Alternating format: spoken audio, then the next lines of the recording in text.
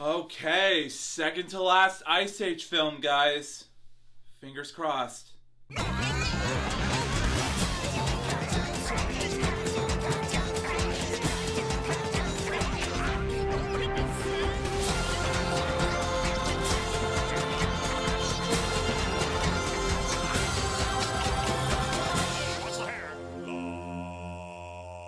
Yo, what is up, my Cinedroids? G to the S here. Today, I'm going to be reviewing the fourth installment in the franchise, Ice Age Continental Drift, where Scrat's continuous journey of an infernal acorn has world-changing consequences for Manny, Sid, and Diego as the continents split apart. The Continental crack-up separates Manny and his friends from the herd, including Manny's mate, Ellie, and rebellious daughter, Peaches, played by Keke Palmer. The pals are desperate to return home, but a pirate, played once again by Peter Dinklage, and his ragtag crew stand in their way. But we all know they will make it back home, right? Heck, a lot of animated movies use that same tired Toy Story-esque concept over and over and over again, and it's becoming repetitive at this point. In fact, speaking of story, for the first half, it's that Finding Nemo storyline all over again. Manny gets concerned with both him and Ellie's daughter, Peaches, all because she wants to hang out with all the other teenage mammoths, be it male or female, and just wants to have some fun. We're going with the teenage rom-com plot again. Anywho, he grounds her. Peaches says that she hates him as a dad. Typical Nemo line. And of course, we segue into the second half of the film. Something dangerous is on the horizon. They get separated and they start their whole entire journey back home. They meet a new sleuth of characters along the way. A new threat comes to stop our main heroes, and in the end, it's that type of Deus Ex Machina type of third act. Everything is A-okay, they defeat the main villain, they all live happily ever after, Manny and his friends are back with their families, the end, that type of safe plot for young kids. I hope you guys got that in your notes, because I summed up everything that I can. It's that confusing. To put it this way, the execution on that was weirdly handled. Even the characters were not memorable. Starting with the main villain of this entire film, Gutt. He's such a weak and lazy excuse for a villain. Does he even have a main purpose that made him a villain in the first place? Because I can tell you right now, I can't think of one. I guess maybe he lost his family himself as well, but it has not been made clear throughout the rest of the film whatsoever. He's just evil because, I don't know, he's voiced by Peter Dinklage. Yeah, that'll be a great idea. Box office revenue, baby. Guys, come on. Get it through your thick skulls. Yes, I know their animation studio filed for bankruptcy, but if Disney wants to get their hands on a new Ice Age film, don't, because 5 is more than enough. We don't need any more Ice Age films after this point, okay? Disney, I know you're tempted about doing this. Resist it if you have to, but don't even think about pushing for another sequel. It's just not worth a gamble. You take that risk, God forbid, then what would be the future of your studio? Wow, I'm totally off track here. Anyways, what I'm saying is, Gutt is a weak villain and he didn't impress me.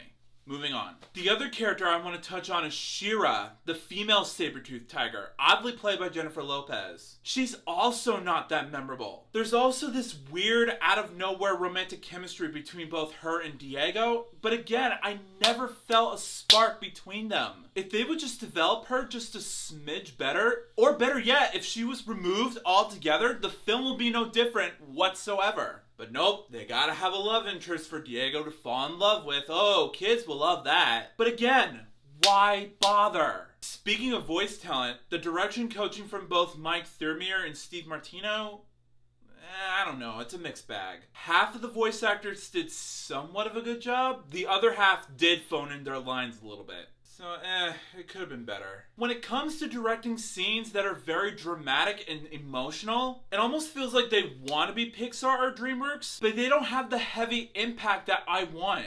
Sure, there's a major threat coming to destroy their land and they need to evacuate and find a new home. Sure, that's fine. No, wait, we need to have another subplot where the villainous pirate wants to capture them and claim the land for themselves. Do we need that in the film at all? It just feels unnecessary. But the one thing I always hated in these types of family animated movies is, you guessed it, its use of comedy. The jokes and referential humor in the movie were useless. Especially that one scene where the main characters are hypnotized by their friends, but it turns out it's one of those weird looking eels that disguise themselves as them, and Manny realizes that it's distracting them, so he finds makeshift earplugs and makes a blatant reference to Willy Wonka in the Chocolate Factory, singing the Candyman song to drain out the hypnosis. Now sure, I get that he needs to focus on his main goal, and I don't have a problem with that, but singing a song that is from the 1971 classic, which I will get to reviewing sooner on my schedule as well, so stay tuned for that, but it just feels out of place. But what is when it comes to these types of movies, right? Why bother? Such a shame. But I will admit, the CG and the cinematography looks gorgeous. That's the only credit I will give Fox for. The animation looks way better than some of the animated films that I've watched as of late. Case in point. The water looks realistic, the swooping camera shots look amazing, the modeling of the movie's world they created looks incredibly good, and the character designs look at least decent. That's all I can give for the animation. But still, in the end, it does not change the fact that Ice Age Continental Drift is your typical cinematic equivalent of child-pandering entertainment for the young kids at home. Despite the stunning animation, the rest of the film, in terms of story, was predictable, the characters were forgettable, the dramatic tension was a total missed opportunity, and the comedic humor was stale. In short, it's fun for the kids, but not fun for the adults. So as a result, I rate Ice Age Continental Drift a 2.5 stars out of 5. Stay tuned, my review of Ice Age Collision Course is not going to be too positive. So Ice Age Continental Drift, you saw it, right? Well, let me know in the comments, what is your least favorite Blue Sky animation thus far? Again, I know it's a defunct animation company right now, but I would love to hear your thoughts down below, please. But if you like this video and you want to see some more, make sure that like button shines in your face. That'll totally help me out a ton. Also, share it with your family and friends and favorite it. That's a very good way to show support for this review. Also, if you're new to my channel, make sure to subscribe and ring that bell right next to you so you can be notified of future videos that I have in store for you. Also, if you want a shout out in a future video, just follow me on both Instagram and Twitter, and I will choose one of my Cinedroids to be displayed as a shout out. The link's in the description below. And also, if you want to subscribe to my gaming channel, there's either a link in the description or at the icon card at the top right corner of your screen. Go over there, subscribe, and let's just have fun together. But until then, I'll see you next time. Peace out.